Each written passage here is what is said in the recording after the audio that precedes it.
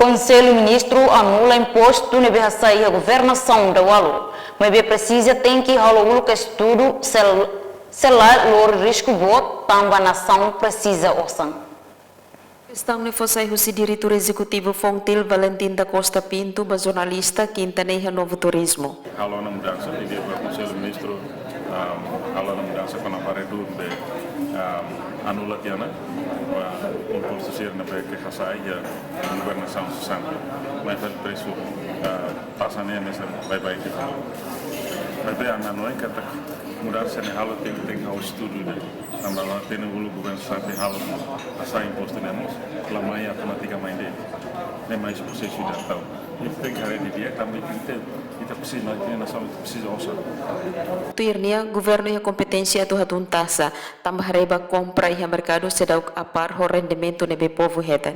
Papel governo mak tem que halu que estudo e a base. Governo bela normaliza fali tasa, mas beharemos ba ponte rendimento. E a fating hanesa vice-ministro Finanças Elder Lopes Ateten, ni hosi Conselho Ministro quarta ni, atu reduz tasa mas midar ho preço normal, alteração selok mak governo hatun tasa direito de importação.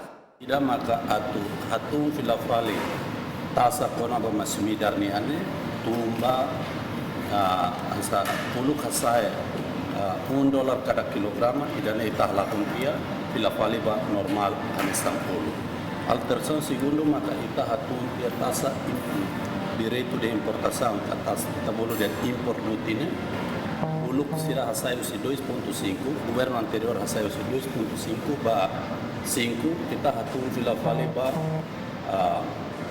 2.5 razão primeiro kita nini economia sidau recupera to iha nível pré-pandemia kita agora recupera dalam itane economia mas sidau recupera Madalena Horta, STL News.